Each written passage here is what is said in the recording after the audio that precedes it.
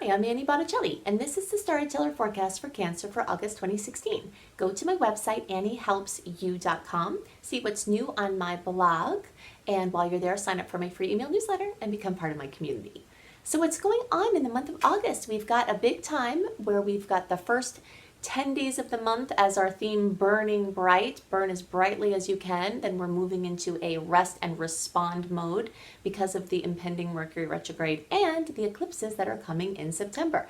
I will talk much more at length about these eclipses and how they may affect you in the September report, but I want to make you aware that in August it is prime time for you to get life-altering news that are coming from these eclipses, even as soon as the end of July. So the theme for this month for Cancer placements is to question abundance. This topic of abundance and what abundance is to you is something specific for Cancer energies that is going on around this time. We've got the general transits, and then we have things specific for your sign. So when there's a crowding of planetary energies in the second house, like you have at this point, it's talking about your income. It's talking about your values, what you value, your material items, your sustainability or not sustainability, your extravagance or not extravagance. The same house that rules very expensive, extravagant things also rules very simple, sustainable life practices. So it's just different polarities of the same potential. And so all of these things are things that could be coming up at this time. The idea of questioning abundance is very important because most people will just say, well, I just need to make more money. And for some people, that's the answer. You just need to make more money. And in some cases, when there's a crowding here in the second house, that might actually happen for you. But the question of abundance is more complicated. And so this is a time to ask the questions, what is it that you really, really want? What is it that you really need? And what is the trade-off? Because if you have to work more to make more money, then what are you giving up to have the things that you're working for? You know, so this idea of simple abundance is a trend that is getting very strong. So using the energy of this transit to ask the question, is it more money that you have to make? Is it that you need to just use and need less, that you have to be less of a consumer in order to truly be happy? If you needed less, you'd need less money, you could work less, and you could do more with your free time. How can you become more sustainable? I had a very wonderful, unique experience a while back where for years I lived in 275 square feet. And that was a very interesting experience. And it wasn't just me living there. It was multiple people and pets in this small living space. And I went from a big house with a lot of property to this small space. And in some ways, I was really asking for that. I had a lot of things. I had a lot of material items. I had a lot of income and things to manage. And I kept asking for, begging the universe for simplicity. And it really gave it to me. It gave it to me through a series of incidents or things that went on that put me into this small space. And it was really exactly what I was looking for. And through that time, I'm not in that space anymore, but I really learned about what we really need and what the trade-off is for having to pay for things and manage things. And is that what really is making you happy? So asking the question about what you value is a really important question to ask now. Some cool things that you can do to utilize the energy if you're inclined is to start composting. Composting is a really fun, easy way to help the earth and to live sustainably. It has never made any sense to me why people would go out and buy soil when you're throwing away things every day that could make amazing soil. So it's like a matter of changing your life to work smarter. Instead of having to work harder to make more money to be able to buy things like soil, you could just be making it yourself, and that means you have to work less, you know? So this is the type of mentality, the type of question, the type of topic that's up for Cancers right now. Something else you can do is to start a garden, develop your garden, or work on community gardens. The second house is very much about the earth. So that can be material things, or that can be actual things from the earth living sustainably. You can take small steps to move towards a more eco-conscious life. So like getting a reusable coffee or tea mug, something as easy as that. Or if you're trying to move more into opulence, and I truly don't have a judgment either way, I think that we're here in this world to play in different realms. And if someone is here to play with opulence, that's just as wonderful a story as someone who's here to try to live sustainably. So I don't have a judgment on either which way you go here. If you're trying to move more towards extravagant things, then maybe during this period of time, you want to buy yourself something that makes you feel really rich. Sometimes when you surround yourself by even just a few things that make you feel like you have more money and more things, it attracts more of those things to you. So this is another thing that you can do. Something else you can do to use these energies is to start tithing. If you're finding that you have a lot of money and you're not tithing, by tithing, which means giving a small percentage away, donating it, helping someone with money, just giving it away basically, you will find that your abundance will multiply. And if you don't have a lot, you might find that if you give a small amount away, you might also multiply your abundance. So this theme for you is question abundance. Okay, so those are the things that are specific to note for the month of August for your sign. Now for the general August astrology that will be relevant for all signs, we can break down August into two pretty separate and distinct parts. The first is August 1st through 10th, and the rest is after August 10th for the rest of the month of August. There are energies that are very well sort of defined in that time. And so the first part of August has this theme of burning bright. It's this brilliant Leo energy, and I'll go into more about how to capture, enhance, and really, really use this Leo energy. But first I want to place this period of time, August 1st through August 10th, its importance in the whole scheme of the year.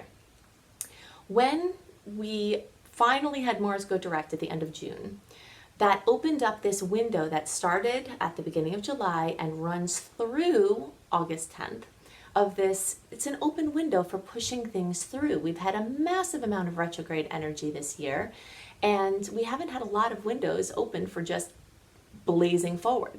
But one of those windows is now in this beginning of August. So if you are watching this early, great, because you have all of July as well. If you're listening to this later and you have just the beginning part of August, then at least you can use it to its max. So when the stars are going backwards, it lends itself to going backwards, being more relaxed, going back over things, not launching things, not doing new things, not making big decisions. When Mars was in retrograde, there are a whole slew of other things we weren't focusing on or weren't good to focus on. But now in this time period with August 1st through August 10th, it's like you have permission and it's encouraged to just blaze forward. So anything that you have to get done, any kind of launches, any bringing something out into the world, anything where you're doing something officially, like getting an LLC or getting engaged or even getting married, or anything that you're locking into place for a while, this energy is just so good for that. And there are some really beautiful dates. August 1st with Venus and Uranus in a beautiful transit. We've got August 2nd with the new moon in Leo. We've got August 10th with a Mercury and Pluto trine. And there are some other really nice transits throughout the rest of August. But the problem with the rest of August, as far as doing new things or being decisive or launching things, is that as of August 10th, the Mercury shadow period starts again. So every day we get closer to August 30th, between August 10th and August 30th, you're getting more deeply entrenched in that retrograde Mercury energy. That's lending itself to short-term things. A misconception about Mercury retrograde is that you can't do anything in Mercury retrograde, and that's totally not true. You can check out my Mercury retrograde blog on my website, anniehelpsyou.com. You can also check out my Mercury retrograde video on my Annie Botticelli YouTube channel to see more about the do's and don'ts and why we have these do's and don'ts. But it's really fine to do things during Mercury retrograde. You just have to understand that they have a shorter shelf life than you usually expect or plan. So if you just plan to do things with that are short term during that time, then you're more protected that way. So let's say you have to move. If you move into a place where you have to have a year lease when Mercury's in retrograde, there's a good chance you're not going to finish that lease till the end. But if you can move into a place with a 4 to 6 month lease or a month to month lease, something like that. Or if you're a contractor and you have a short-term contract, if you're starting something short-term, you're more protected. There's still the legality, the agreements, things that could get botched up there or disorganized or not clearly relayed. But it's more of something that you're trying to do longer term, like getting married or like, starting a business, doing something official, launching a brand new website or project that you've been working on forever. Those are things that you want to carry some longevity to them, and you want their birth date to be in a time that's not lending itself to short-term ventures. I can't tell you how many times I've watched businesses in places I've lived open up with great concepts, great customer service, opening in a Venus retrograde, Mars retrograde, or Mercury retrograde time, and they're closed in a very short amount of time. So hopefully that will help you differentiate the energy between a long-term venture started and a short-term venture.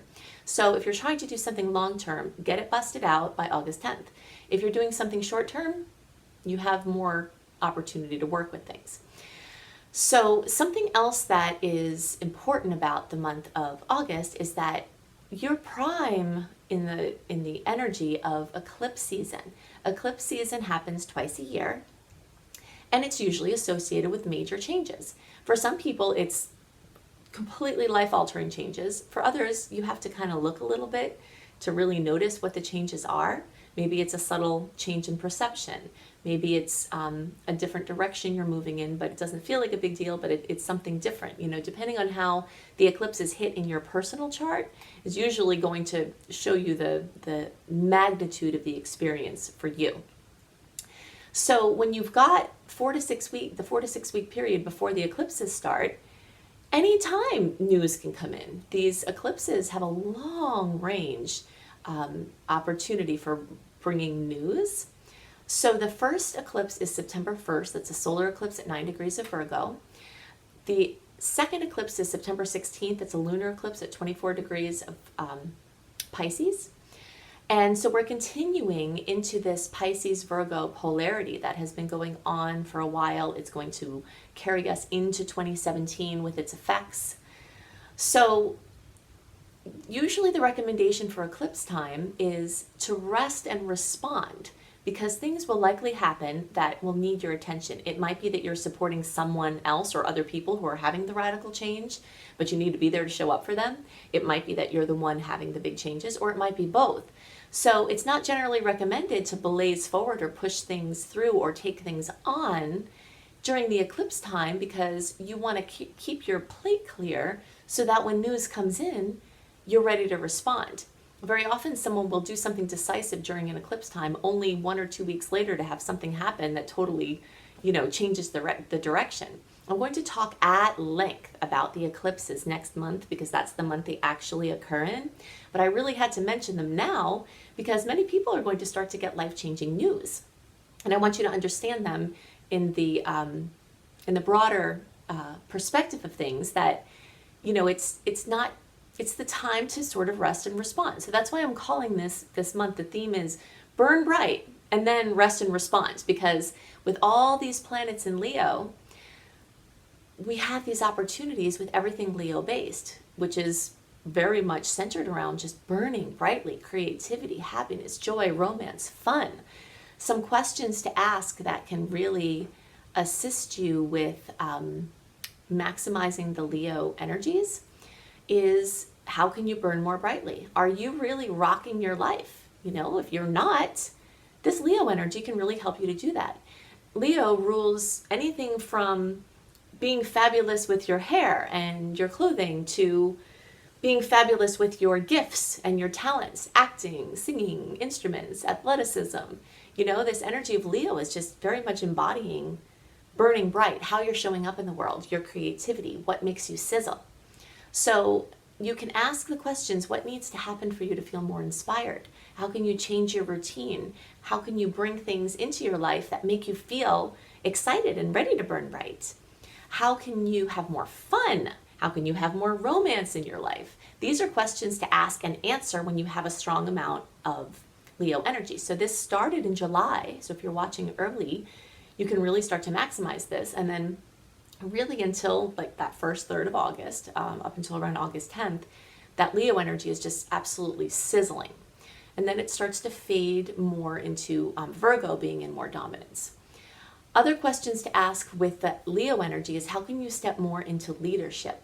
Many times we can learn a lot more by teaching, and sometimes there are opportunities around for us to step into that place and we're not feeling ready to take them. But this period of time is the one where it's time to try to step into that. I have a really good friend who is an artist, and she has a lot of Leo energy, but she hasn't really been stepping into a role of teaching or leadership. She's been very unique in her expression. And then some opportunities came along where she had a chance to start teaching. And that makes me think of this energy where she was like, gosh, I've never done that before. And she was almost going to say no to it, except that I happened to be there with her when this opportunity was presented. And I was like, hello, you need to do that right now. And that's what this energy is like. If you don't think of yourself as a teacher, if you don't think of yourself as someone that can stand before someone and lead them into something, maybe it's time to rethink that, because so many people are really supposed to be stepping into that, and this is the energy that can assist you. How can you have more enriched and enriching relationships with children? How can you bring this childlike wonder of awe and inspiration into your daily life? These are all Leo-based energies, so you can have a lot of great practices around how can you be more Leo-like in this time to really, really just burn bright. Then the energy shifts, and the Virgo energy is present all month, but it shifts into more strength after the first third of the month. And that's when you can start asking these questions more like, how can you get better systems together? How can you get more organized? How can you be more disciplined and have an attitude of service? There's so much that is dependent on how we approach things, Approaching something with a humble heart is an amazing spiritual practice. I think maybe we've all come into connection with someone who is not in the spirit of humble service, and so you might think, well, if you've accomplished a lot, then you're not in that place of service anymore. You're doing service so that you can get into your other place. Some people think this. And I don't believe it's true. As spiritual beings having a human experience, having an attitude of being in service to humanity is a very important question for your fulfillment. And this energy of Virgo can assist you with really embodying being in service to humanity, having better and more interactions with animals and pets, how you can improve your health, how you can improve your diet and your lifestyle and your regimen, how you can improve your daily experience. That's a big one. And how smart can you work? This is a theme that you've heard coming up for a while, because Jupiter has been in Virgo, and so everything Virgo has been expanded since last summer. And in August, we're at the end of Jupiter expanding Virgo. So all of these Virgo lessons that the personal planets are bringing up very strongly in short term this month is like the culmination of this long-term energy with Jupiter and Virgo saying, how can you leave this transit with better systems in place, everything more organized and productive, everything more fulfilling, you enjoying everything more because everything is well organized, having more discipline in the right places, maybe having less discipline in certain places, and really, in some ways, most importantly, how smart can you work? So many of us are programmed that you have to work hard, and that really gets into your psyche. You have to work hard, and you might find yourself always asking, why am I working so hard? It doesn't have to be that hard. That's a good question, and it doesn't have to be that way. And this transit in the short term, with all of this culmination of Virgo energy and this ending of Virgo with Jupiter energy, is really saying, okay, why don't you work smarter? I made a recommendation, I think it was last month, called a book called The 4-Hour Work Week. The 4-Hour Work Week is just a phenomenal book that can help change your mindset, plus give you practical things to do just to work less and make more, which makes a lot of sense. So the overview of the month again is the first third of the month, August up through August 10th. You want to burn bright, do all your launches, do all your initiating, and then start to move into this rest and response mode. Mercury goes retrograde August 30th. That runs through September 22nd.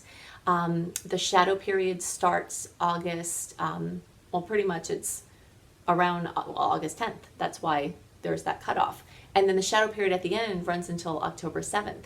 So once this window closes August 10th, you're kind of in quiet, not launching response mode until October 7th. And then you've got the last window of the year, which in coming months I'll talk at length about, August 7th through the first days of December, which is our last window of the year to really push things forward. So try to do what you can until August 10th. Anything you can't get done, just table it, rework it, and then wait for your final launch period of 2016. And that's a really important one too, because Venus is going to be retrograde early in 2017. So you're going to want to bust out as many things in that last window of the year as possible. So take it in consideration when you're making your plans. So if you'd like some assistance with putting all this into practice, go to my website, anniehelpsyou.com. Check out my blogs, sign up for my free email newsletter, which makes you part of my community, gives you access to all kinds of cool things. If you want some self-development assistance, Unleash Your Money Magnet, Shine, my 28-day virtual coaching program, and my Subliminal Train Your Brain programs are all on there. Also, if you'd like to learn astrology, depending on when you're listening to this, there might be a few slots left in my Astrology Apprenticeship program, which is where you join with a group of fellow astrological zealots with me on a journey through the stars and yourselves. And if you're interested in taking your healing business online, check out my Creating Successful Online Business course. So I hope you have a wonderful month, and I'll see you next month. Bye.